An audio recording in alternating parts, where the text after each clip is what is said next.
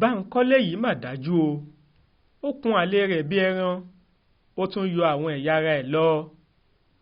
Kò sẹ́ni tó lajú rí òkú ọmọbìnrin kan tí wọ́n porúkọ rẹ̀ ní Bọ́sẹ̀ níbi tí àlè rẹ̀ Bankọle Ọ̀gíní pa á sí nínú ilé kan lágbègbè Òkè Aró nílùú Àkúrẹ́ lọ́jọ́ àbámẹ́ta sátidé ọjọ́ 6 oṣù keje ọdún yìí tí kò ní ṣomi lójú pòròpòrò. Lásìkò tí Aláròyé ṣàbẹ̀wò síbi ìṣẹ̀lẹ̀ ọ̀hún, àlàyé tí wọ́n ṣe fún akọ̀ròyìn wa ni pé Bankọle tó pa àlè rẹ̀ yìí jẹ́ amúgbálẹ́gbẹ̀ẹ́ gbajúgbajà olóṣèlú kan tó ti fìgbà kan ṣojú àwọn èèyàn agbègbè rẹ̀ nílé ìgbìmọ̀ aṣòfin àgbà l'Àbújá. Ilé tó sì ti ṣiṣẹ́ ibi ọ̀hún wà ní àdúgbò Aládétóyìnbó Òkè Aró tuntun Ìṣìnkàn nítòsí Daju nílùú Àkúrẹ́. Ilé yìí wà ní ìdojúkọ ilé ìtura ńlá tuntun kan tí wọ́n ṣẹ̀ṣẹ̀ ń kọ́ lọ́wọ́ lágbègbè tá à ń sọ̀rọ̀ rẹ̀ yìí. Bankọle àti Bọ́sẹ̀ ti fìgbà kan jẹ́ olólùfẹ́ ara wọn, bẹ́ẹ̀ ni ìfẹ́ ọ̀hún kò sì dáwọ́ dúró bó tilẹ̀ jẹ́ pé ilé ọkọ ni abilékọ náà ṣì wà. Ọjọ́ Ẹtì Friday ọjọ́ 5 oṣù kẹfà yìí ni àlè Bọ́sẹ̀ ránṣẹ́ sí i pé kó tètè wá yọjú sóhun nílé tóun ń gbé. Ìgbà táwọn èèyàn obìnrin náà retí rẹ̀ títí ṣùgbọ́n tí kò dé ni wọ́n bẹ̀rẹ̀ sí í dààmú tí wọ́n sì ń wá a.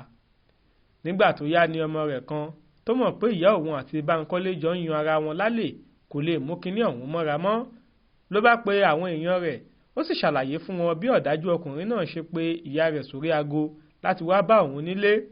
Kíákíá làwọn èèyàn Bọ́sẹ̀ ti tẹ̀lé ọmọ rẹ̀ tí wọ́n sì ní kó mú àwọn lọ sílé àlè ìyá rẹ̀ tó mú un mọ́lẹ̀ tí kò jẹ́ kó wẹ̀yìn wò látìgbà tó ti jáde lọ.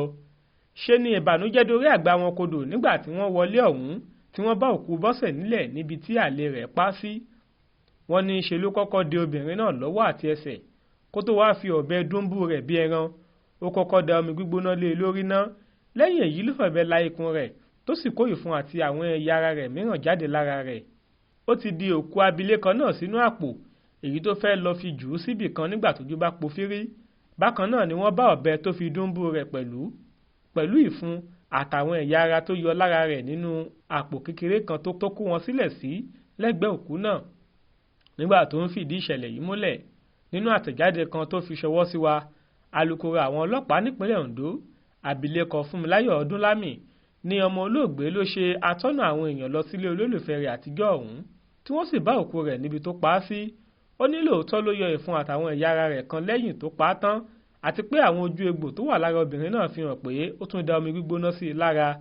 Ọdúnlámì ní ọmọ ọdún 55 ni afurasí ọ̀hún pera rẹ̀ nínú ìfọ̀rọ̀wánilẹ́nuwò tí àwọn agbófinró ṣe fún un, tó sì tún ní iṣẹ́ agbábọ́ọ̀lù ló ń yàn láàyò.